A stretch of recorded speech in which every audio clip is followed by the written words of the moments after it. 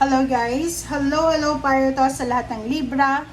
Libra, alamin natin kung anong messages, vibration, gabay energy para sa lahat. Tayo general reading, pwede kang maka-resonate, gamitin mo yung intuition sa panunood. So, Libra, this is the unexpected blessings, unexpected happenings or events for the month of April and May. So, tingnan natin Libra kung ano ba yung mga unexpected na pwedeng dumating sa'yo sa dalawang buwan na to. Okay?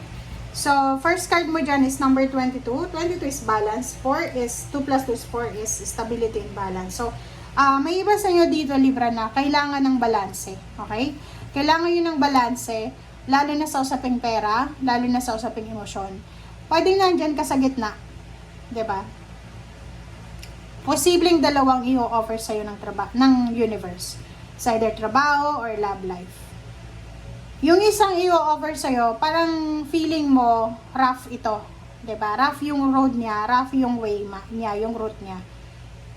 Yung daan. Hindi masyadong klaro. Tapos yung isa dito maliwanag. So, hindi ka sigurado eh. So, parang ito yung concern mo ngayong April and May. Hindi mo alam kung ano yung gagawin mo.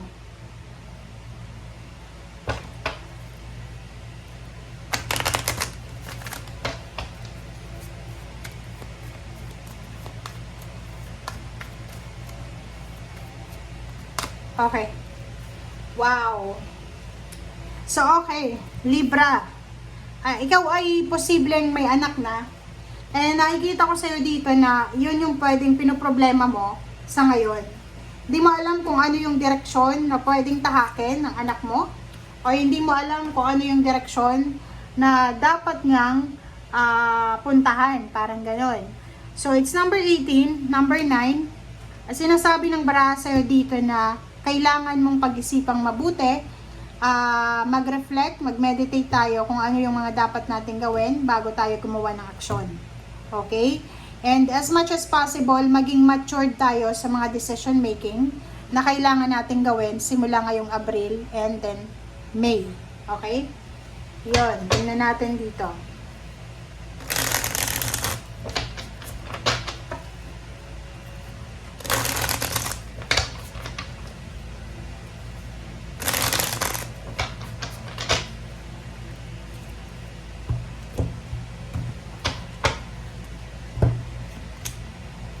Okay, Libra. Wow. Libra. Yung first card mo dito is Four of Pentacles. And then the second card is Page of Cups. So, nakikita ko sa'yo dito, Libra, na simula ngayong Abril, magkakaroon ka ng idea or magkakaroon ka ng mindset na kinakailangan mong mag-ipon ng pera, kinakailangan mong balansehin yung financial mo para sa pamilya. 'Di ba? So, meron kang mga plano, mga bagong plano, or meron kang mga plano talaga na gagawin para sa kabutihan ng iyong pamilya. Okay. So, dito naman sa King of Cups and Strength, sinasabi ng baraha sa'yo na wala namang masyadong issue sa relationship mo, sa pamilya mo. Kung sino may itong inaalala mo, manageable naman siya. And sinasabi ng baraha na yung foundation mo ay sobrang solid. So, you are lucky, you are fortunate, maswerte ka kasi yung pamilyang binuo mo or pamilyang kasama ka ay sobrang solid yung foundation. So, relationship, sobrang napaka-strong ng relationship mo, ng family mo. And dito naman sa single na Libra, lalo mga babae, if you're looking for a relationship, nakikita ko sa inyo dito na isa sa rason kung bakit medyo may edad na kayo pero wala pa kayong asawa is yung naghahanap talaga kayo ng perfect na tao na magiging asawa, yung mayaman and guwapo, maganda, parang gano'n. But dito sa baraha mo, sinasabi ng baraha na kung naghihintay kang yumaman or kung naghihintay ka na makapag-asawa ng mayaman, siguro ang gagawin mo sa ngayon is improve mo yung sarili mo. 'Di ba? Parang ganon. Ito naman sa Knight of Cups, sinasabi ng baraha na maraming mga tao na nakakapansin sa'yo. Gusto nilang makipagrelasyon sa'yo or gusto nilang, 'di ba, maging parte ng buhay mo. Pero parang wala yung pansin mo sa kanila. 'Di ba? Parang ganon. Okay. So, dun naman sa mga Libra na matagal nang naghihintay, is either promotion, travel, salary increase, movement, diba, relocation, dito sinasabi na yung paghihintay mo ay naandito na. Okay? Naandito na. Pumasok na. Yung hinihintay mo, dumating na. So, for the month of April and May, sinasabi na dumating na kung ano man itong financial opening, financial success, financial new beginnings na hinihintay mo. Okay? Okay. So, dito naman, isang exciting na balita, good news, ang posibleng matatanggap mo. Ang balitang ito ay pwedeng magdala sa iyo ng freedom, financial and emotional freedom. Okay, wow. Kakasabi ko lang sa'yo kanina eh. So, yung mga Libra dito na nagmamanifest talaga ng dream relationship nila, yung parang ang gusto nila mayaman na, may tsura pa, mabait pa, yung perfect na relationship.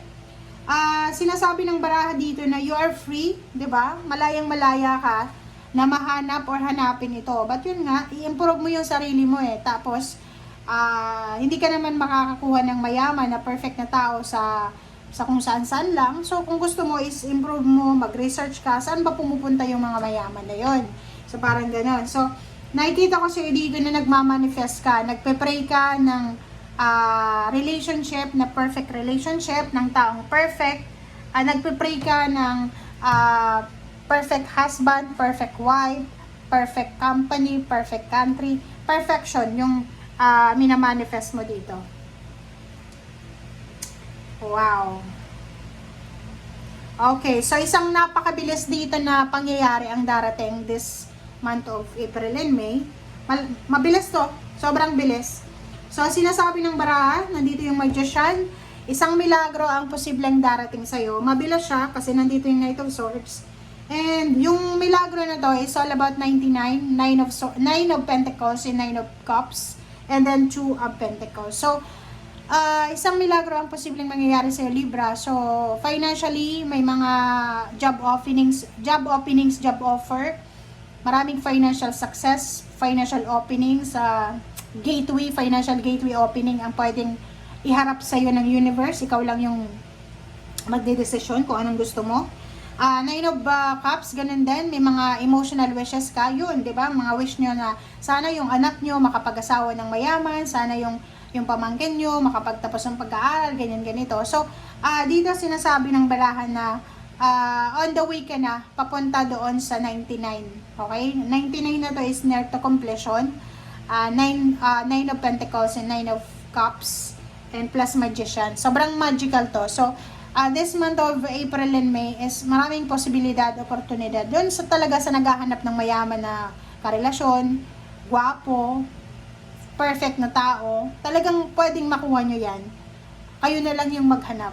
Yun yung sinasabi ng baraha. Okay? Thank you guys for watching. Bye!